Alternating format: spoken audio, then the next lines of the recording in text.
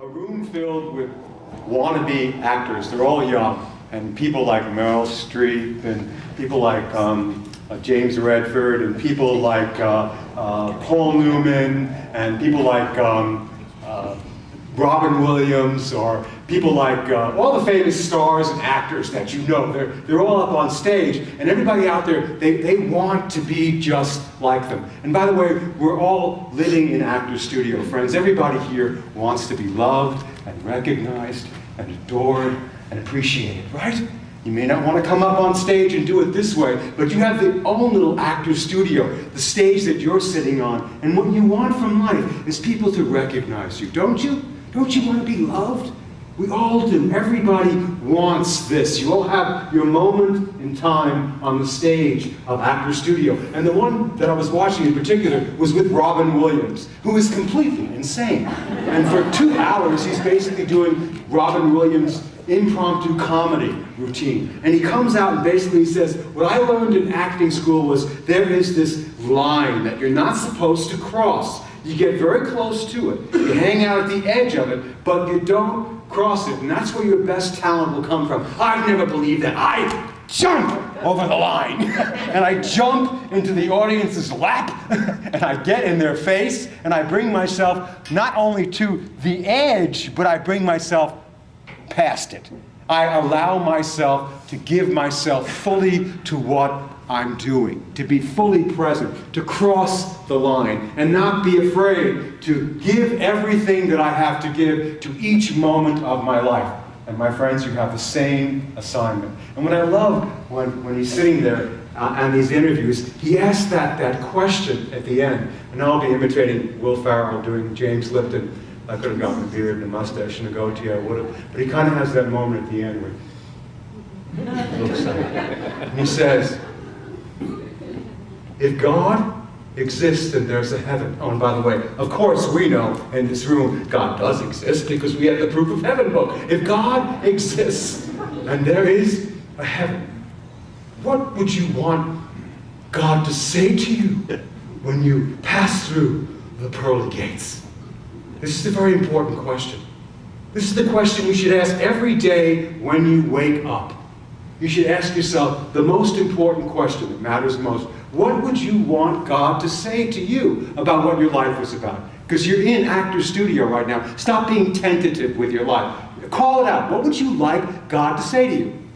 Come on, you're on stage now. Go. Good job, well done. Could have done better. Welcome home, good job well done. You did the best that you could. Terrific, great job. There'll be no judgment. There'll be no record of how you messed up. All there's going to be is great work, good job, welcome home. You played your part. You did the best you could. What I'm hoping the beloved will say to me is some form of congratulations. You loved well, you lived fully. You learned to let go. Congratulations. You did a great job. You loved well, you lived fully, and you learned to let go. Great job. Great job. Congratulations. Welcome home.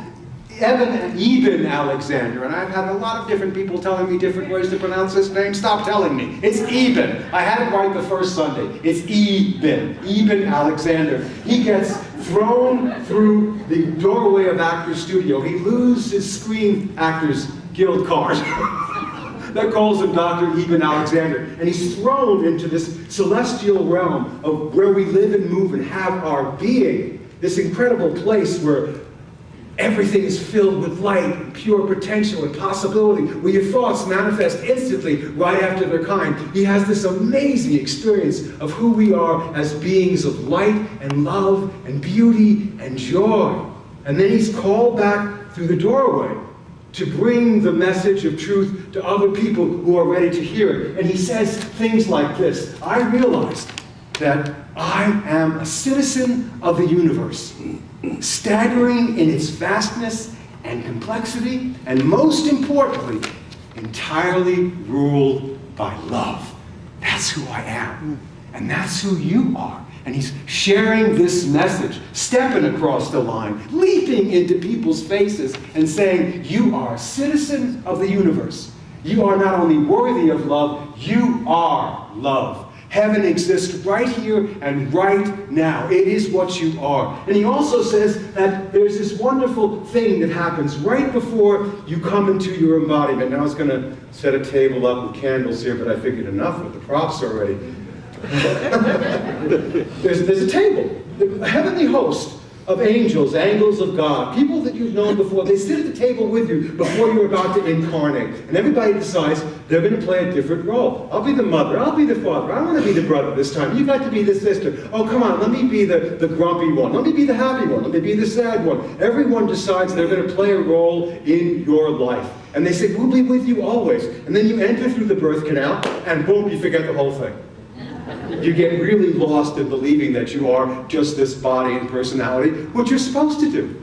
You're supposed to do. There's a wonderful book called The 9 Faces of Christ, where they talk about the gathering that happened around the celestial realm at the table, the Last Supper on this side before you entered into your first dish on this side, of the one called Jesus Christ consciousness.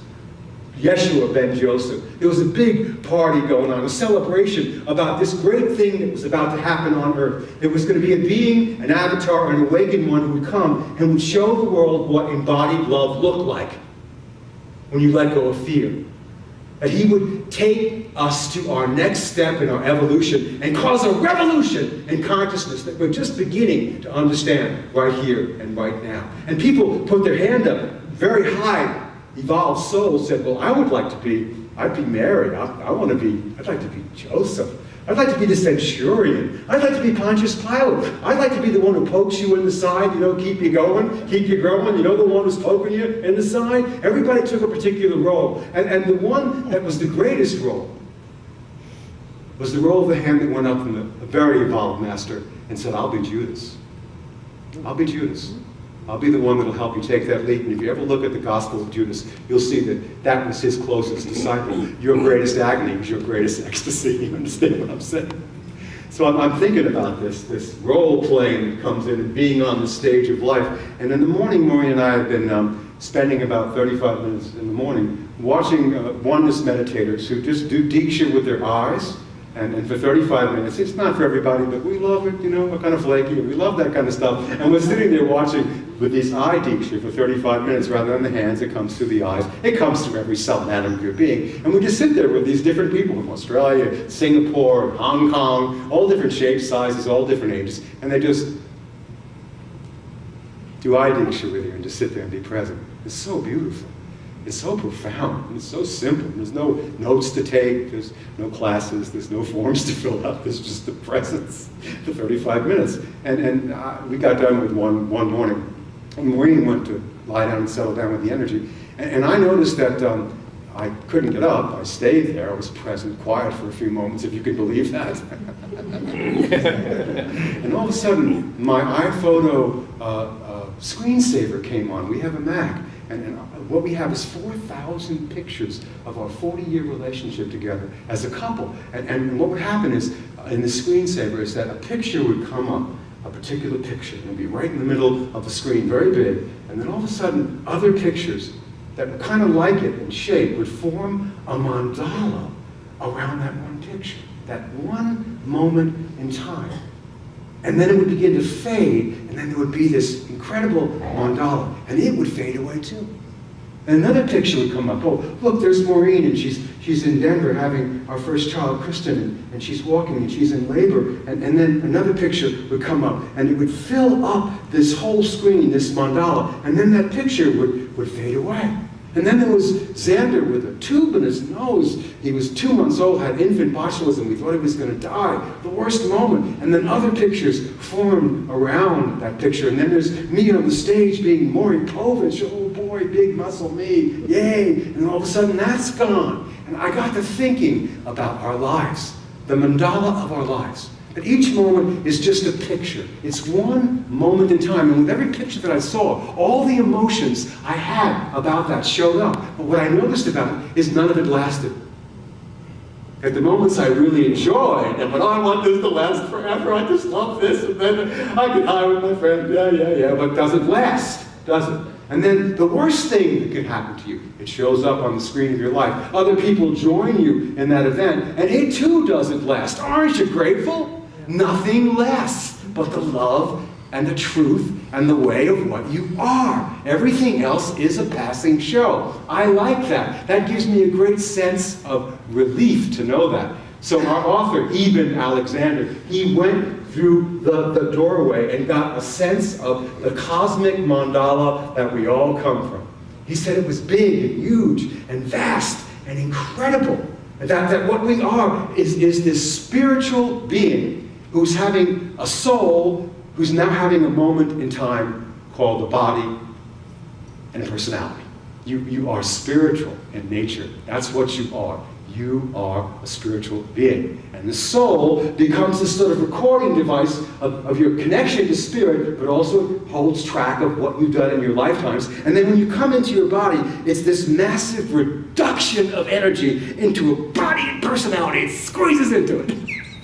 It's amazing when you think about how big and vast and huge we are. And we're squished in this little tiny 155-pound screaming, yelling, wanting, pooping, eating thing that's me, you know. But you are immense. You are huge. You are spirit. You are spirit and form. So the practices that we're involved with allow us to keep getting bigger even when we feel small. When a picture comes up that you don't like, Arlene, a picture comes up that you don't like. I don't like that. It's not going to last forever. Where are all the things you were hallucinating about a year ago? How important are they now? They're just a picture in the iPhoto album. You're on to many other things that now annoy you. And also bring you joy, that you like and you dislike. You were young once, weren't you? Then you're in the middle, and then all of a sudden, you get old. And so what happens is, he gets a real big picture of this, but then something happens, as it always does. And it changes.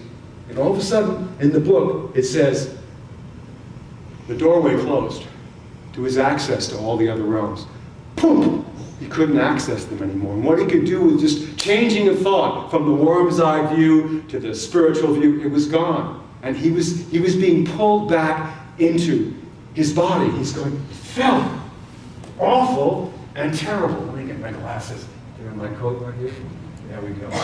He says it like this. What was going on was there were people who were praying for him to come back into his body. They were pulling him back into his form again. Particularly this one woman who was a psychic, who knew that even at the beginning of his illness, and even at the worst part of it, when it looked like he might not live and probably would die and probably be better off dying than what would be for him when he came back and just be basically a vegetable. She was not believing any of that. She said, receive the prayers. You have healed others. Now is your time to be healed. You are loved by many. Your body knows what to do. It is not yet your time to die.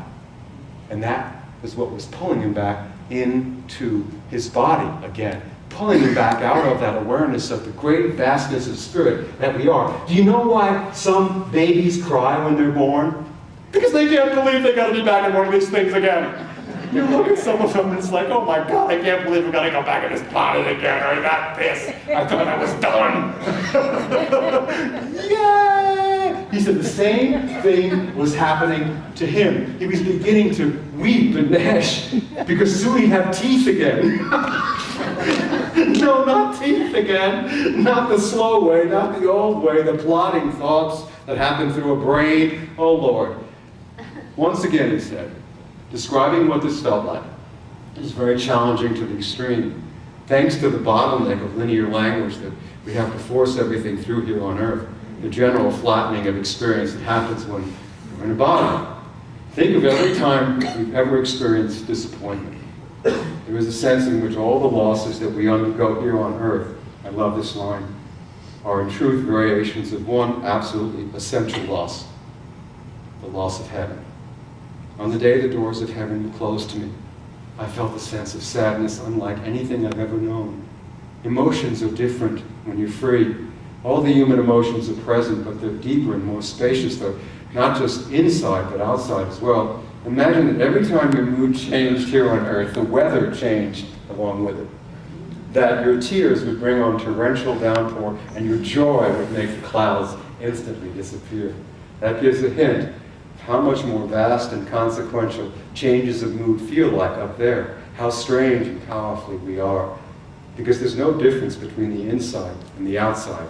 They're really all the same. And so he felt a deep sense of loss of having to come back. But there was another gathering for him as there is for you. Back at the table, the Last Supper, an embodiment. And all the beings that he had met, the orb, the Om, the angel, they said, I will be with you. You're not going to lose this information.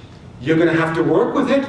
You're going to have to do the more difficult task of embodying it and letting your brain become it, but you will not lose this information. I am going to be with you always. Yes? This is the good news of great joy.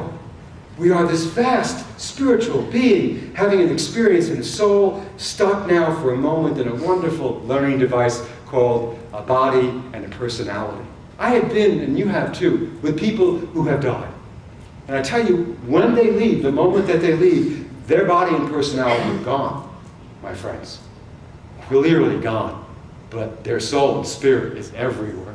When I was holding my own 5-year-old daughter in my arms after she had died, she was no longer that body and that personality. She was a soul and a spirit, huge, big, and vast. And so are you and I. That's who we are. And we're here to embody that, to bring that forth on earth. To bring it is the good news of great joy, to step out into our wonder and greatness. So we're back again, back to studio, right? This is where it all begins. And James Lipton is there. My next guest, Dr. Eben Alexander, has written a book called Proof of Heaven, a neurosurgeon's journey into the afterlife. We're so excited to have him here. He's been speaking to millions of people around the planet, and he has a cosmic message for those of us who are at this stage of life, a message of hope.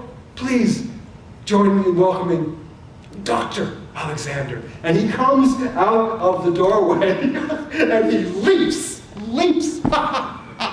into everyone's face with the message of our lesson summation. Here it is. I'm not kidding you. It comes from A Course in Miracles. It says, he tells people, why are you waiting for heaven? Those who seek the light are merely covering their eyes. The light is in them now.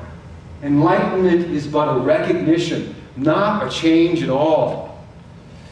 The light came with you from your native home and stayed with you because it is your own. It's the only thing you bring with you from her, Maureen put that in, who is your source. It shines on you because it lights your way home and leads you back to where it came from. The Talmud said, every blade of grass has an angel standing over it saying, grow, grow, grow.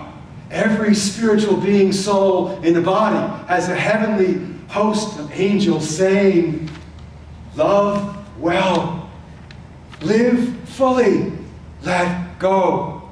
You are not alone. I am with you always. Remember as you play your role this week to live up to your assignment. It's not as difficult as we make it. Live well, love fully, let go, and remember you are a citizen of this universe, staggering in its vastness, deeply complex and yet so simple. Everything is ruled by love, and you are that love. Cross that line now and share this message of good joy with the rest of your world. It's why we have come back to this earthly stage of life again. Let's give ourselves a round of applause for being present for Actors Studio Part 1, 2, 3, and 4. It's all about us. It's all about you. It's all about awakening. You deserve every standing ovation life wants to give to you. Stop holding back. Don't live a little life. Get big. You're beautiful. And you are loved.